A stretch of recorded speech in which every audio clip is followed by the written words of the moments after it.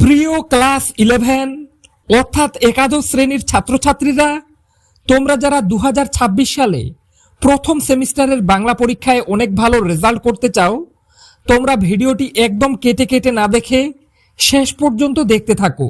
কেননা এই প্রশ্নপত্রে তোমরা যে প্রশ্নগুলো দেখবে প্রত্যেকটা যদি ভালোভাবে রেডি করতে পারো, এই প্রশ্নপত্রটি থেকেই প্রথম সেমিস্টারের বাংলা পরীক্ষায় তোমরা অনেক প্রশ্ন হুবহু কমন পেয়ে যাবে। তো কাজেই বারবার বলা হচ্ছে, তোমরা যারা 2026 সালে ক্লাস 11-এর প্রথম সেমিস্টারের বাংলা পরীক্ষায় ভালো রেজাল্ট করতে চাও, তোমরা ভিডিওটি একদম কেটে কেটে না দেখে শেষ পর্যন্ত দেখতে থাকো। তো চলো দেখে নেওয়া যাক প্রশ্নপত্রে কি আছে। সঠিক উত্তরটি নির্বাচন করো। অর্থাৎ বাংলা প্রশ্নপত্রে তোমাদের 40টি এমসিকিউ প্রশ্নের উত্তর করতে হবে। তো দেখে নাও একের দাগে, সোহায়রির মনে ভীতির সঞ্চার হয়েছিল স্ত্রীর, উত্তর হয়ে যাবে করুণ সুরে, অর্থাৎ কোয়ের দাগের অপশনটি উত্তর। এরপরে 2, সোহায়রিদের এক ঘরে করার মতলব করেছিল, তো এক্ষেত্রে উত্তর খয়ের দাগের অপশনটি অর্থাৎ কালিময় ঠাকুর। এরপরে 3, জঞ্জাল প্রাণপণে তুলিয়া আনিয়াছে, জঞ্জালের মধ্যে কি ছিল, উত্তর হয়ে যাবে পুঁই শাক, অর্থাৎ গোয়ের দাগের অপশনটি উত্তর। 4, গয়াবুড়ির কাছে সোহায়রির কত ধার বাকি ছিল, তো এর উত্তর হয়ে যাবে ঘয়ের দাগের অপশনটি অর্থাৎ 2 পয়সা। এরপরে দেখে নেব 5-এর দাগে কি আছে, দুর্গা কে, তো এর উত্তর হয়ে যাবে কোয়ের দাগের অপশনটি অর্থাৎ মুখুজ্জে বাড়ির ছোট খুকি। 6, মা বর্দি পিঠেই খাক ভালোবাসে, বর্দি হলো, তো এক্ষেত্রে উত্তর হয়ে যাবে খয়ের দাগের অপশনটি অর্থাৎ খেন্তি।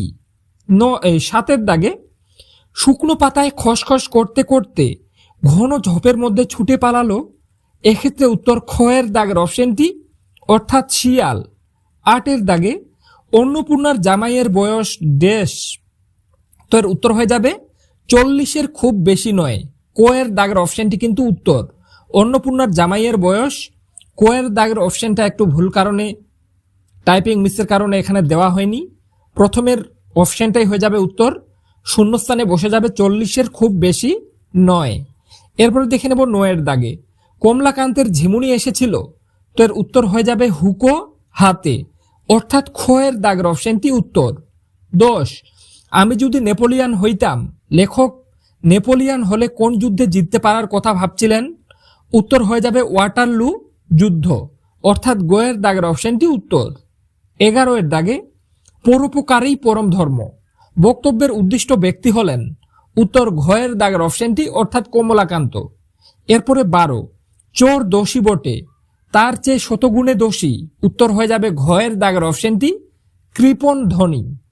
এরপরে দেখে নেব 13-এর দাগে, তার আগে তোমাদেরকে জানিয়ে রাখতে চাই, তোমরা যারা প্রথম সেমিস্টারের বাংলা পরীক্ষায় অনেক ভালো রেজাল্ট করতে চাও, তাদের জন্য বলে রাখছি, আগামী কাল বা পরশুদিন আমি তোমাদের প্রথম সেমিস্টারের বাংলা বিষয়ের সম্পূর্ণ সিলেবাস থেকে হাতে গোনা মাত্র 200টি এমসিকিউ প্রশ্ন তোমাদের সামনে তুলে ধরব। তো তোমাদের সম্পূর্ণ সিলেবাস থেকে ওই 200টা এমসিকিউ প্রশ্ন তোমরা যদি ভালোভাবে রেডি করতে পারো, তাহলে তোমরা প্রথম সেমিস্টারের বাংলা পরীক্ষায় অনেক ভালো রেজাল্ট করতে পারবে। তাই বন্ধুরা, বারবার বলছি, তোমরা যারা প্রথম সেমিস্টারের বাংলা পরীক্ষায় মাত্র 200টি এমসিকিউ প্রশ্ন পড়ে অনেক ভালো রেজাল্ট করতে চাও, তোমরা কিন্তু চ্যানেলটি সাবস্ক্রাইব করে পাশে থাকা বেল আইকনটি প্রেস করে রাখো। কেননা আগামী কাল বা পরশুদিন আমি বাংলা বিষয় থেকে মাত্র 200টারও কম প্রশ্ন তোমাদের সামনে তুলে ধরবো, সেখান থেকেই তোমরা কিন্তু বেশিরভাগ প্রশ্ন কমন পেয়ে যাবে। সেই ভিডিওটা পেয়ে যেতে বারবার বলছি, অবশ্যই চ্যানেলটি সাবস্ক্রাইব করে পাশে থাকা বেল আইকনটি প্রেস করে রাখো। তো চলো দেখে নেব এরপরে 13-এর দাগে, যে বিচারক চোরকে সাজা দিবেন তার আগে তিনি কি করবেন, তো এক্ষেত্রে উত্তর হয়ে যাবে, যে বিচারক চোরকে সাজা দেবেন তার আগে তিনি 3 দিন উপবাস করবেন, অর্থাৎ গোয়ের দাগের অপশনটি উত্তর। 14, বিদ্যার সাগর বিখ্যাত, উত্তর গোয়ের দাগের অপশনটি ভারতে। এরপরে 15, কিন্তু ভাগ্য বলে পেয়ে সে মহাপর্বতে, এখানে মহাপর্বত হলো, উত্তর হয়ে যাবে বিদ্যাসাগর, অর্থাৎ খয়ের দাগের অপশনটি উত্তর। এরপরে 16, নিশায় সুশান্ত নিদ্রা দূর করে, তো এক্ষেত্রে উত্তর হয়ে যাবে কোয়ের দাগের অপশনটি অর্থাৎ ক্লান্তি।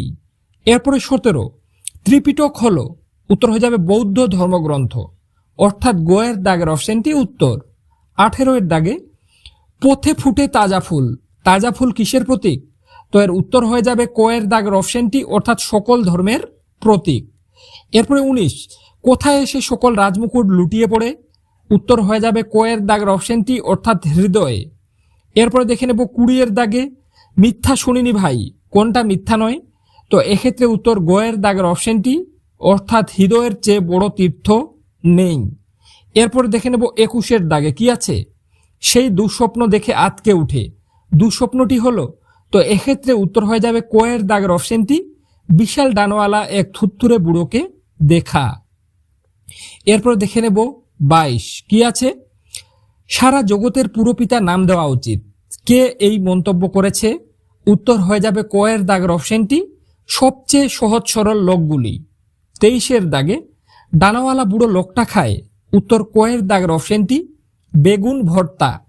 এরপরে 24, গান যখন যুদ্ধের অস্ত্র হয়ে ওঠে তখন ওরা কাকে ভয় পায়? উত্তর হয়ে যাবে ঘ এর দাগের অপশনটি, অর্থাৎ কবিকে। এরপর 25 এর দাগে, ফাঁসির মঞ্চ কি রাখবার জন্য মাটিতে মিলিয়ে যাচ্ছে? উত্তর হয়ে যাবে গ এর দাগের অপশনটি, অর্থাৎ ভারসাম্য।